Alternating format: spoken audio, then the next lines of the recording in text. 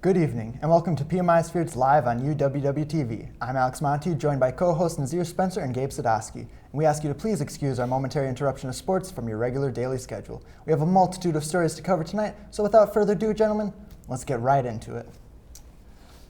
Our first segment will focus on the NFL and the impending stages of the offseason. After the Chiefs defeated the 49ers 25-22 in Super Bowl 58 a little over 2 weeks ago, the league's attention turned to free agency and the draft. There are a lot of high-profile players on the market, with more being added recently, such as Shaquille Barrett after being released from the Buccaneers, and Xavier Howard being released from the Dolphins. Nazir, who are a couple of free agents you're keeping an eye on, and where do you think they'll land? All right, so I'm going to start off with Saquon because there's two Chargers fans sitting right here, and I'm going to put this out there to the world. We need Saquon Barkley. We have John Harbaugh, now Jim Harbaugh, whatever, one of the brothers. We have him, and we have Justin Herbert.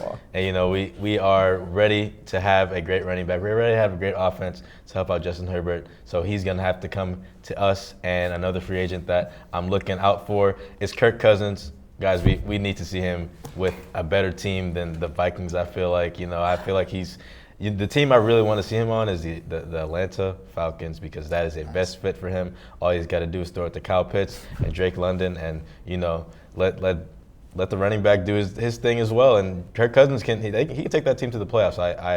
I believe. And also, one more, Josh Allen, not the quarterback, the linebacker, ladies and gentlemen. Josh Allen, he's going to go to the Rams. They need to figure out their linebacker issues, pair him up with Aaron Donald, and they already have an explosive offense, and I think he's going to go there. Okay. Yeah. I have a hard time believing that Kirk Cousins is going to. He loves Minnesota. I agree. That's true. His kids are born and raised there. He's got that Kohl's cash. He's got to do something about that. Yeah. He's got to cash it in. I have a hard time believing that Kirk Cousins is going to ultimately leave Minnesota. I think he's going to stick with them, and I really think he wants to win there. I don't know if he can, though. I don't know if he can win there. The division's getting harder. That's true. We're going to talk about the first pick in the draft that the Bears might acquire. The Packers are on the come up. They made the playoffs. The Lions, don't even get me started with them. Man, I don't think he's going to win there. If he goes to the NFC South, he has a way better chance of winning. And the Atlanta Falcons is the best possible place for him to go. I feel like it's going to more come down to what Minnesota wants to do, like realistic, like if they want to keep him, or if they want to get some young guy at quarterback, try and get a Penix or whatever they're able to get in the draft, or go elsewhere in free agency. But I really feel like they would try and go draft and just get younger at the position, but it's no guarantees really. I don't know if they were going to go quarterback in the draft at all, but if they do, we'll see if Kirk Cousins stays in Minnesota. That could be a possibility still. But otherwise, Atlanta's still a pretty solid position to go to. I feel like you mentioned, a lot of the talent. But I mean, Minnesota, Justin Jefferson, KJ Osborne, Jordan Addison, you still got some weapons there. Not enough. Hawkinsocks, I don't think it's enough in the North right now. What about receivers? Maybe Mike Evans or something. Mike Evans, we'll see where he goes. Just utter indifference, I suppose, in that case. But during last free agency period, we saw lots of talk about the value of running backs to an organization, with some high-profile names such as Saquon Barkley and Josh Jacobs hold out for a period of time. Now those same players are on the free agent market. Gabe, what do you think about their status and how highly teams will value the running back position in general? Yeah, I do think we're going to see teams really try and go after those running backs, try and bring some guys in. It's going to depend. I know, Nazir, you were saying Saquon, you want to see him go to L.A. I get it. He's going to Dallas, man. He's going to Dallas. Why not? America's team. I think he wants to put on that jersey, and he wants to be a part of that culture out in Dallas, and really just try and get something going there with Dak. I'll tell you where they're going. Nowhere. They're not going anywhere. They're not going anywhere. Well, I don't disagree with that. As long as Jerry Jones is their owner, they are not going to go anywhere, and I stand on that to this day. And Saquon, he does not want to go to the Cowboys. He's a giant. He's been a giant his whole career. There's no way possible he would go to his rival team. I think he wants a different change. I think he wants to, play with a better coach than Mike McCarthy. And I think it's time for Saquon to really, shine and break out and have a great time in LA. I don't know. Maybe there, or maybe one of the Harbaugh brothers are going to get him. Yeah. He can go to the Ravens for all we know. So don't have to move as far at that point. Exactly. exactly. And you know, not just him we're talking about. We're talking about Derrick Henry. We're talking about Austin Eckler that could possibly go to these teams. Austin Eckler, I think he might go to the Texans. I genuinely believe that would be a very good pickup for the Texans to land Austin Eckler in this free agency market. You know, as a former running back in high school, and you know, watching these running backs over the years, I have a soft heart for these guys. I want these guys to really shine, and these destinations are very important for their careers. Absolutely. Well, I know you said like Saquon's a giant and stuff, he would never go to the Cowboys, but it could be like, oh, well, now parting ways, a little bit of a sour taste, like wants to go to the Cowboys, hate the Giants a bit more, have like that, get to prove them wrong twice a year kind of mentality. And that could light a flame, though, in the division for sure. You know, with the Commanders on the come up a little bit, what they're going to do in the free agency and the draft, and the Eagles are the Eagles, so they're always going to be pretty good. So, I mean, that division is going to start being one of the best again, I assume, after this free agency at least. It's very running back heavy, I would assume, but Yeah, I mean, you figure Josh Jacobs, that's another one in division, could go to the Chargers, who knows? Oh, man, that would be nice, too. That's another Saquon. Maybe a little bit better, I don't know, maybe less injury prone. That's true, less injury. I mean, Derrick Henry, obviously, that's the big one. Just having more of a power back, because with the Chargers, they've had the receiving back with Eckler for a bit, so maybe just have like something to actually ground and pound. Yeah, a little power run. Yeah, a little power run wouldn't hurt anybody. Protect Justin Herbert at all costs. That's all I got to say. But you had mentioned Dallas, Tony Pollard. Yeah.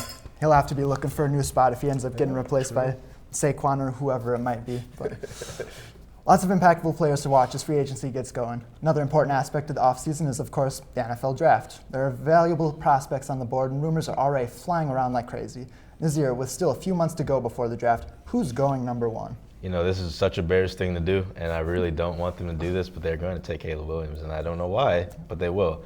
They should take Marvin Harrison Jr. because that's the best wide receiver in the draft, and giving Justin Fields one of the best wide receivers in college, I mean, why not? He was a Heisman, Heisman votes, all those. He crazy one-handers across the year. I mean, I don't know what else they could possibly do. I know Justin Fields hasn't really proven himself too much, but it's the Bears organization at the same time. So giving him a little bit of time, it'll help them out a little bit. You still have DJ Moore, you got Cole Kmet, pick up another running back or two like we were talking about before. Maybe they land Tony Pollard or something like that. I don't know. Something that fits them, and I think Justin Fields is their best fit. But I do think they're going to go Caleb Williams and trade Justin Fields to maybe the Steelers or something like that, because the Steelers really need a quarterback, man. Him or Russ. They do. Absolutely. The chances. I think Caleb Williams, he's going to Chicago. I mean, he was asked, Jordan or LeBron. He said Jordan. He's a Chicago guy. He wants to go to Chicago. He wants to win. He wants to establish himself there, and he wants to put his name up there with the MJs of the world. But would it make sense though? I don't think it would make sense for them. Why not? It doesn't need to make sense. He's going to go to Chicago. It's a flashy thing. It's a bad pick though. They have a great not a great quarterback, but a young, fast. He can do it all. He can throw the ball, not particularly super well deep wise, but he's accurate enough. He's fast enough. He can escape the pocket. Give him some help. Get Marvin Harrison Jr. at 1. Trade up to the 3 with the Patriots, and get a lineman and protect him. Get him weapons.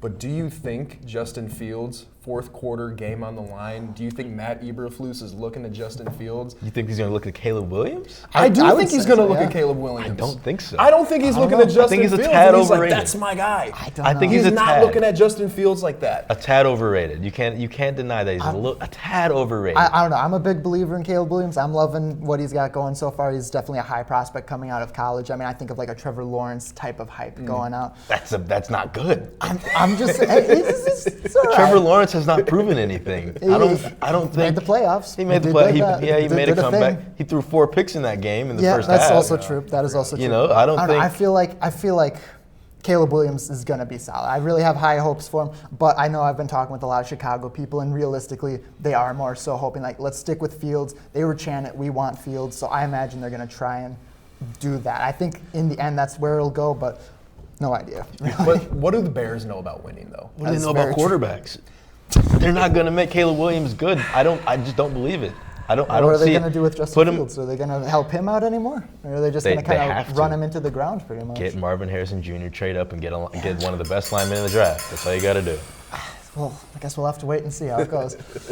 We're going to take a short break, and when we come back, we'll talk about the latest hot topics of the NBA. Don't go anywhere. We'll be right back. PEOMIOSFYRDS on UWW-TV.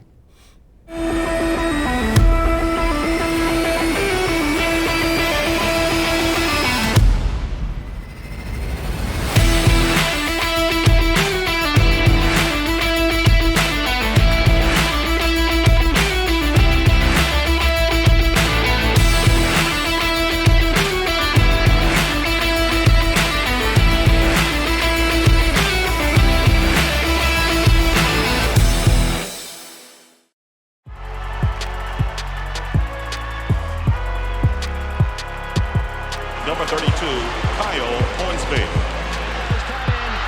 Inside the 30. Touchdown.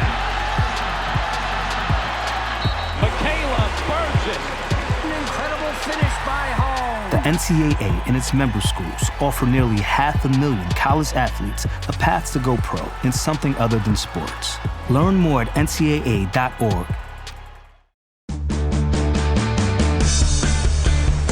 For Hawk Talk, especially on days I'm hosting, you really need to be up early looking at those news stories. Even the night before, I'm finding topics that I can incorporate in the show, and I feel like we get a conversation going. Once you get the opportunity to do that with other people who appreciate it the same level as you do, it makes it that much more enjoyable. For everything sports, tune in Monday through Thursday at 91.7 The Edge or watch us on UWW-TV. Are you bored on campus? Then come down to Warhawk Alley in the University Center. We have everything you need to take a break from your studies and have a great time. So come blow off some steam with our air hockey, darts, foosball, video games, 8 top-of-the-line Brunswick pool tables, and our 10-lane bowling alley. We have nightly specials, blacklight bowling, tournaments, and tons of chances to win prizes. For more information or to set up a reservation, call Warhawk Alley at 262-472-5681. Here at UW Whitewater Intramural Sports, we have a motto: a sport for everyone and everyone in a sport. Come on.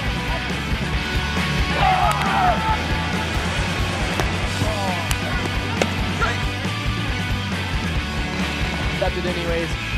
Oh, she got that off. They're going to count it. Had a blast. Always have fun at intramurals. Every day we strive to go above and beyond that goal by providing healthy exercise, promoting leisure education, and giving students that competitive atmosphere they are looking for. Yes. Yes.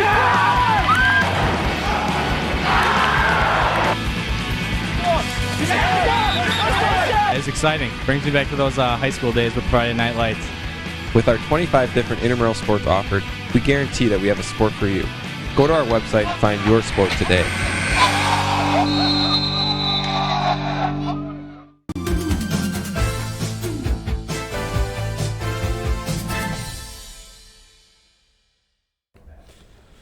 Welcome back to Please Excuse Our Momentary Interruption of Sports from your regular daily schedule. A few weeks removed from the NBA All-Star Game, the second half of the season is now in full swing. The Eastern Conference is led by the best team in the league, the Boston Celtics, who have a 7.5-game lead over second place. Meanwhile, in the West, the difference between the top-seeded Timberwolves and the 8th-seeded Mavericks is the same. Gabe, as we inch closer to the playoffs, who's winning the West, and can anyone catch the Celtics in the East? Alex, I don't think anyone's going to catch the Celtics. I think it's going to be hard, at least in the regular season. I think it's theirs to lose at this point. You look at the West, though, it's just a bloodbath right now. There's so much going on. There's so much action. I really, really like Denver. They're coming in. They're trying to defend the title. They want to make something happen there, and I think they will. I think they're going to go far in the playoffs. I'm still not quite sure when it comes to your Oklahoma Cities, your Minnesotas of the world, and you can't leave out Los Angeles, the Clippers specifically. Their big thing, it's been health. Are they going to stay healthy? Can they maintain that? So far, they've maintained that so far. Yeah. I like what I'm seeing out of the two young teams, the Timberwolves and the Thunder. I think they're going to be very great in the playoffs. It's going to be very exciting to see. I don't think they're going to make both. I don't think both teams at the same time are going to make Western Conference Finals because there's way more experienced players and teams out there. But they're going to make some noise. I really believe that. I think the Thunder might make it a little bit farther than the Timberwolves. That's just my hot take. But That's only because I have a love for Shea Gilgeous-Alexander. That guy's top 2 MVP candidate right now. I understand that they're young, they're still figuring it out, and Chet's still figuring it out as well. You know, coming back off that injury from his rookie year. But you know, I think that they're great. But East-wise, man, that's a tough one. You know, the Celtics they're running away with that, and the contenders right now, the 2 contenders that I'm really looking out for is obviously the Bucks, but the other 2 are the Cavs and the Knicks. I don't know why. The Knicks are just they're deep now. They're very, very deep. I was gonna say I like that New York has that depth because I think that doesn't get looked at enough when it comes to the playoffs. You know, everybody's looking at the stars, and don't get me wrong, that's like probably the most important thing. But if you don't have that bench to kind of, you know, if Giannis has an off night, if Jason Tatum has an off night, you know, you kind of look to the like lower guys on the bench, such as your your Drew Holidays, or if you're Milwaukee, you know, maybe you get a Bobby Portis game or something along the lines of that. And that's why I don't think the Timberwolves are going to make it that far, because they're You don't believe in Naz Reid? I don't believe in Naz Reid or Mike Conley. I don't believe in either of those boys. You know, and they're kind of injury prone. You know, Rudy Gobert is not the safest bet to put on offensively, and defensively he's great, but you know, Ant's great. Yeah. You know, Anthony Edwards, he's great. But you know, depth-wise, I don't think they have what they have in other teams like the Thunder, and even the Nuggets. They're a little bit more deeper than them. So, and the Clippers especially. You know, with Russ off the bench, I love what I'm seeing out of the Clippers right now. They're going to be very dangerous in the playoffs for sure. Go ahead. And the Pelicans. Don't forget about the Pelicans. Don't talk to me about the Pelicans. Don't sleep on the Pelicans. I don't want to hear about the Pelicans. Don't sleep on them, man. I don't want to hear about the Pelicans. Zion Williamson is coming. He's coming. He's not coming. Zion is gone. He's gone. No. Zion Williamson is old news, man. I don't want to hear about that stuff, man. Not No the way. Pelicans. Not the Pelicans.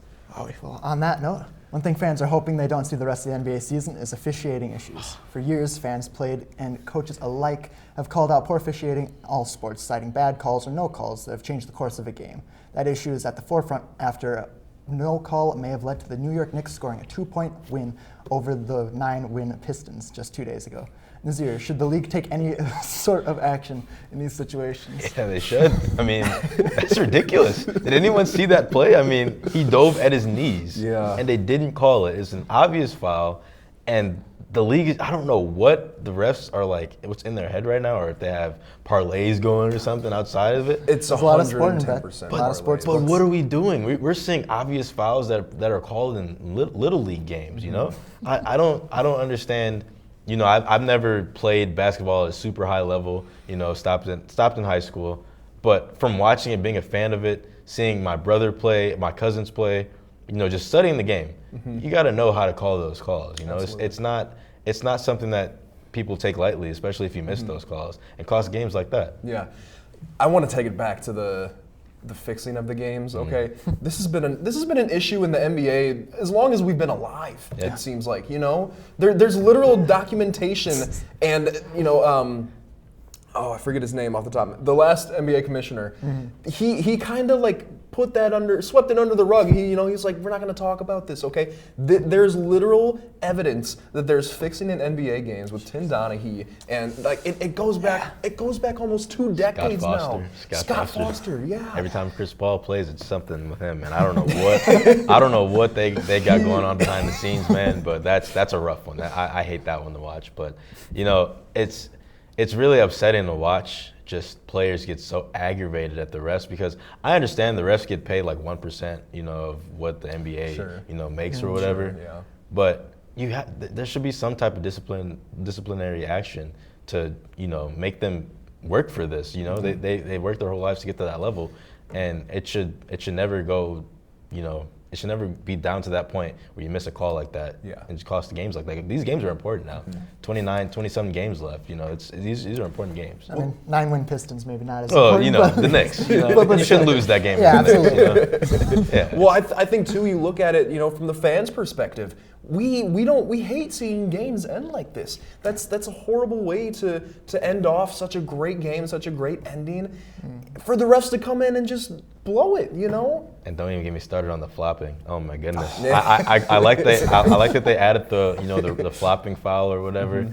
that's a good way to start. But you know, Joel Embiid hasn't been playing obviously, but when he was playing, the people call him the flop monster. You know, he flops the most in the NBA, and you know, Giannis. You don't see Giannis flopping ever. You know, he takes it. He takes the hit to the shoulder and stands up like towering over you. So.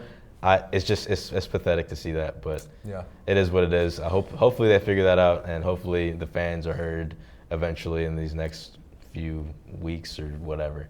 I mean, it's tough to say. It's been a problem for years, decades. I mean, in any sport, it's always been the officiating issues. But it's really once we've gotten like replays and stuff and those new perspectives that the fans feel like they have more insight into what's going on. Now switching gears from professional basketball to college, March Madness in the NCAA tournament is right around the corner. Already we've seen big-time upsets this season with St. John's beating 15th-ranked Creighton 3 days ago and BYU upsetting 7th-ranked Kansas just last night. Gabe, with Selection Sunday just over 2 weeks away, who's your favorite to win it all right now? It's got to be UConn, right? Yeah, it's Houston, you know? Like Houston. I really do. I love dynasties in sports. Okay, I know. You know, growing up, I was kind of against them, but you know, I like. This is more obviously NFL, but like I like what the Chiefs are doing. You know, they're kind of stamped as the dynasty right now. Why not UConn? You know, they've been historically have been a really great college basketball program. Why not see UConn repeat? You know, I mean, the women's just did it for so long. Like they just pretty much owned that They ruined whole it for the guys. Side. They really did. They, like as a dynasty, they really did. They were unstoppable. But you know, I really want to see North Carolina take it all. They've been getting snubbed the past few years, and they've been competing with Duke, with Purdue, with Arizona, all these, Houston even. I want to see Houston do well too. But I'm a big believer in North Carolina. I think they always have the greatest prospects. Next to like Kentucky and Duke and you know all those other great teams, but I really just I think this is their year. I think they might sleeper team right now, but to win it all realistically, it's hard. I really think Houston's got it. I really 100%. I don't think Purdue has it in them. Arizona never will do that. But when I think about Purdue, right, they were the #1 seed last year. They got upset. Badly. They did. They did. But lost faith. But do you know who else got upset? A couple years ago, Virginia. Okay. I mean, you want to know what they did the next year, Nazir? They won it all. Purdue had a chip on their shoulder. Purdue is not going to do Purdue that. has a chip on their shoulder, and too. they're not going to do anything. I don't trust the Big Ten whatsoever. Look, the Big Ten is not it, man. I'm telling you. Look, I don't know. There's a reason why I'm not a college basketball coach, obviously. But if I had a 7'4" guy on my team, my game plan would simply be just give the ball to him and let him go to work down low. What the Spurs should be doing right now, but you know how that goes. But I really believe Arizona's got the talent, or not Arizona, Houston has the talent. But Houston's got all the talent. They got the depth. They got the great coach. They got the culture down there. They're gonna win it all, in my opinion. Okay. It's fair chance.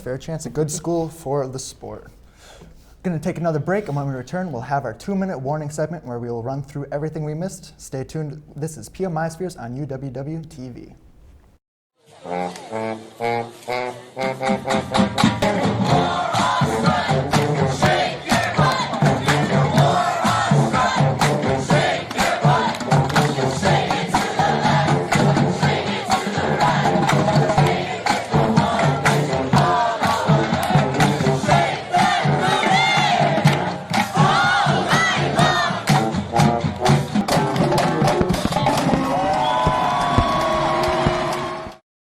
I learned a lot of valuable lessons playing college football. I never thought about the health benefits of exercise until I actually started to talk to coaches in college.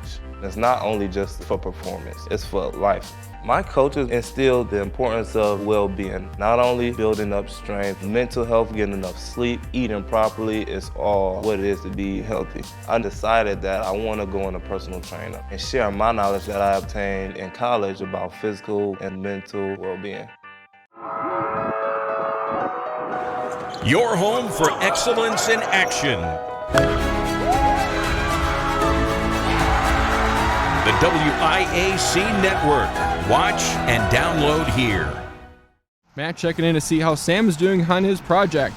And it's getting close to exporting now, the final step in the process. And it is complete, and Sam is hyped. Finally gets complete and spikes the ball into the end zone. Sam's celebrating with his colleagues, and they throw a flag on the play. The ref's going to call excessive celebration. Sam is in disbelief and can't believe it. He tries to dispute the call, but the ref is not having any of it.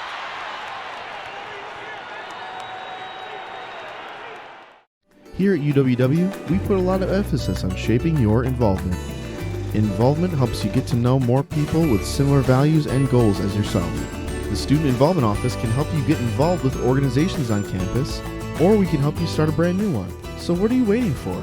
It's time to shape your involvement at UWW. If you'd like to learn more, stop by UC 127 or contact us at involvement@uww.edu or call 262-472-6217.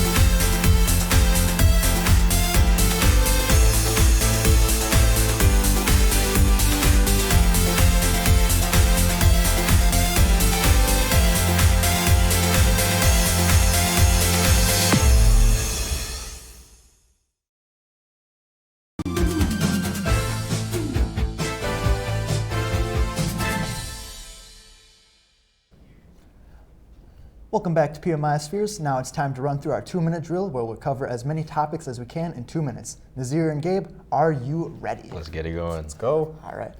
Nazir, give me your thoughts on the Los Angeles Clippers rebrand, including the new uniforms, court, and logo. I love it. I think they're creating their own brand. They're trying to get away from the Lakers, which is very understandable. You know, you don't want to be next to a team who already has 17 championships under their belt. I think it's time. I think it's their time to shine. I think their time to win a championship and all. Yeah. I like everything about it. You know, the one thing I don't like is their logo. The logo's kind of it's a secondary or like a tertiary logo, sure. Primary, I'm not feeling it personally. Like it. It's better than the one they had before. It was just the letters. Like, what is this, baseball? Yeah. Like, LA in the middle of a basketball. Like, I mean, now we got at least a ship. That's more interesting. All right, Gabe, your thoughts on court storming potentially being banned in college basketball? Get rid of it. Oh my goodness. Just get rid. No, look. It's overdone. You know, it's become such a meaningless thing nowadays. When it does happen, it's just like, really, like, this is what we're celebrating. You know, it's very minimal to me. It's about the culture, man. They need to keep that. It's about the culture of basketball, especially college basketball. Mainly college basketball. It's only college basketball. Nothing else they do. Exactly. They need that. They need it. I don't think you need to be doing it as much as you are. I think it's overdone, and I think it's just there's just no point in doing it. You know. That's fair. That's fair. Nazir, thoughts on how the Hawks will perform with Trae Young being ruled out for 4 weeks? DeJounte Murray, it's your time to shine, along with DeAndre Hunter and those boys. They're good. I think they're going to be fine. Their offense is going to stay steady. Their defense is going to improve a lot, I feel like, because, you know, Trae Young isn't exactly the best defender. But, you know, with DeJounte at the helm, he's used to this. He was on the Spurs, and he had all that time to get prepared for this type of moment, and he's the man now. So they're going to look for him to do all the dirty work, offensive and defensively. You know, all I will say is, Atlanta, I hope that you've been doing your scouting, you've been keeping up on it, because you're probably not going to make the postseason at this point. Yeah. Wow. Sorry. Gabe, how important was the Cubs re-signing of Cody Bellinger? Yeah, you know, I think Cody Bellinger, you know, he came in to Chicago. He was having some down years there towards the end with the Dodgers, and he came back this past year and he proved, like, no, I can still hang with the big leagues, and he proved that this last season. You know, I think it's huge for them. I think the Cubs are maybe going to own that division now. I don't know. Maybe that's a hot take. I can't argue that. The division's looking like it's theirs now. I'm just going to say that now. I don't know. You Brewers fans are going to hate me for that. I ain't willing to go that far. We'll have to wait and see about that. And then for that, we will be wrapping up here. Our 2-minute drill is over, meaning our time is up. Tune in next week when we once again ask you to join us for PEOMIOSFYRDS live at 7 in the evening right here on UWW-TV. For Nazir Spencer and Gabe Sadowski, I'm Alex Monti saying thank you for excusing our momentary interruption of sports from your regular daily schedule. Good night.